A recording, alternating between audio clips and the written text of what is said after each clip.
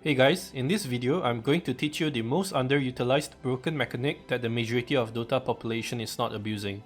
The mechanic that I am referring to today is the optimization of global creep aggro, which is an extension of creep aggro. Before we begin, I would like to take a quick moment to announce that I've just created a Discord community server where I'll be frequently hosting giveaways, 1 vs 1 practices, challenges and many more fun events. If you're interested, do check out the Discord invite link in the description box down below. Also, do support me by clicking on the like, comment and subscribe button. If you want to get coaching with me to improve your gameplay, you can find the details in the description box below and reach out to me directly on Discord. Without further ado, let's get into the video.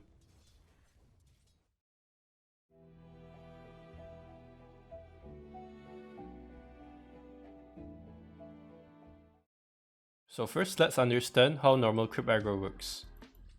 In every creep around the wave, the melee creeps have a 500 aggro range, and we'll usually use our range creep as the indicator, right, to identify how far this aggro range is.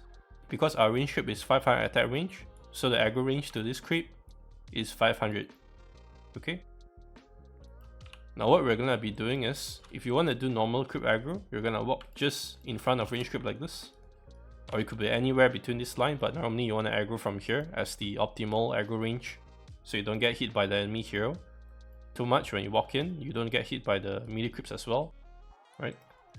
And we're gonna click the hero and pull back. Okay, and the creeps are just gonna chase us for 2.3 seconds before they stop to stop on the range creep. Some of you will also face this issue where even though you're trying to use aggro, but the creeps do not come. Right, see how I'm clicking the guy but the creeps are not coming? Because you have probably made aggro to be on cooldown by failing aggro earlier.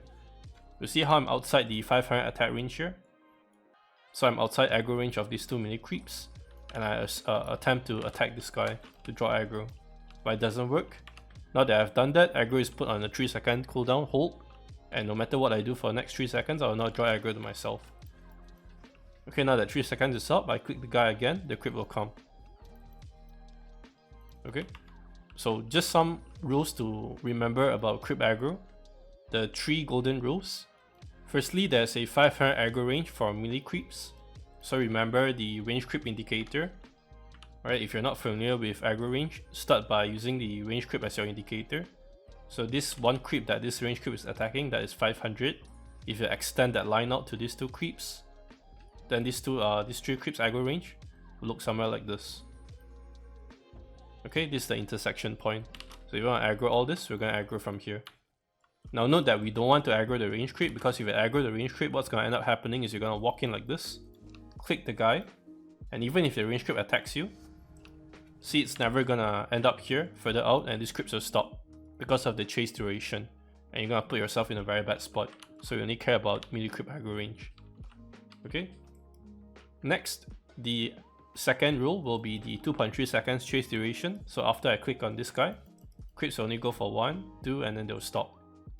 Okay, normally if you do a very bad creep aggro, where most players often do, it looks something like this, where they walk in too close, they click on the guy and they run out like that. See how none of these creeps came to my range creep? Because I walk up too near the melee creeps, and the melee creeps had to stop to attack me for like 1 second, and they only chased me for like another 1.3 seconds before they stop and they turn back to my melee creep, so they will never reach my range creep. Let me show you that again. So we walk in, we click the enemy hero too near the melee creeps, they stop to attack me, 2.3 seconds is up and they just stop here. But if I start from far away and the creeps don't attack me, they are not stopping. See, this one creep came to my range creep. Although this one creep didn't come to my range creep, that's because it had to take a longer path earlier around the melee creep, so that's not by your problem. The wave is simply blocked. The wave is simply blocking that creep. In cases like this, you probably have to aggro again to pull the wave out again. Okay, now the third and most important rule will be the 3-second cooldown. So if I screw up aggro, I can't aggro again until 3 seconds is up before I can aggro again. Okay, so just these 3 rules, make sure you guys understand this. Alright, by the way, another rule of thumb is if you try and Deaggro while being under tower and Deaggro doesn't work, let's say I click on this guy and I drew aggro, and I try and Deaggro, see it doesn't work, because aggro is on cooldown, so Deaggro cannot be done if aggro is on cooldown. Alright, just note, something to take note of. Before we continue with this video, I would like to quickly introduce to you Dota 2 Pro Tracker, the top Dota 2 website to get your resources from about up-to-date meta builds and hero picks. If you are not already using Dota 2 Pro Tracker to learn more about the game, be sure to check it out. With that said, let's get back to the video. Alright, now that we have explained Creep Aggro and we understand Creep Aggro perfectly, let's go into how Global Aggro works. If we are using Global Aggro, that means if I spawn another enemy here on the map, let's say this guy is on another lane, okay? And this guy decides to disappear for a bit, to go take rune or whatever. And another wave is fast approaching, or I see my range creep still alive. What I'm gonna do is I'm gonna use another hero on the map by attacking his portrait, and I'm gonna draw the creeps back to me. But you see how the creeps did not attempt to come to me here? If the creeps not come here, it's because there's no vision on your high ground and there's no ward planted on their side. So this normally happens when you're playing mid lane and there's like a high ground spot, right? And they don't have a ward, so these creeps will not come. Now if they have a ward and these creeps come, that will tell you there's a ward on their high ground. So you can easily plant a sentry and deward it. Okay. Now let's put this guy back here. Buy a ward. And then he moves away. Okay, spawn the wave again.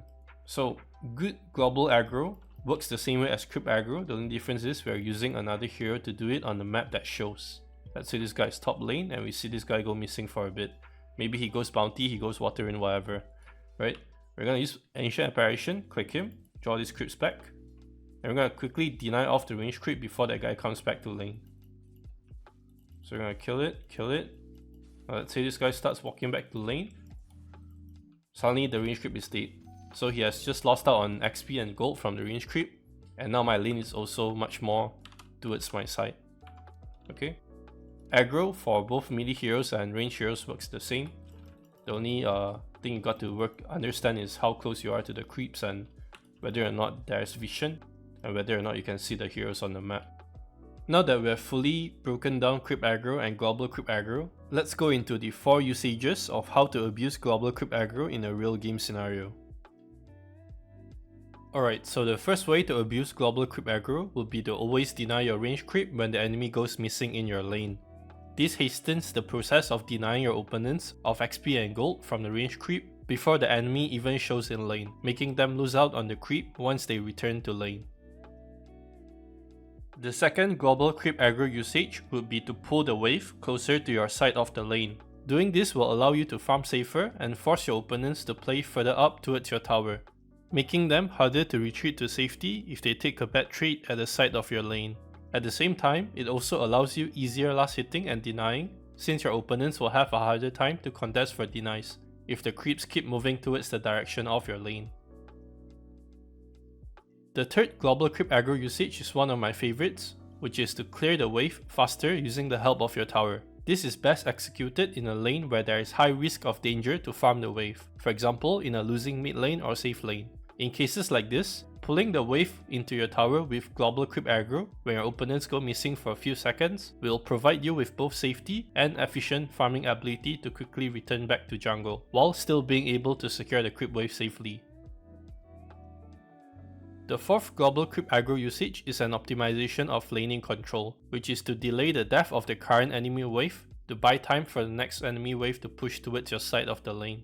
This causes the enemy wave to die slowly and allows for the next enemy wave to push back to you. In summary, here are the creep aggro basics that you have to understand to abuse global creep aggro. There is a 500 unit range for melee creeps, there is a 2.3 seconds chase duration, there is a 3 seconds cooldown duration, Deaggro shares cooldown with aggro, and global aggro can be used by attacking portrait or manually moving the map to target the enemy hero.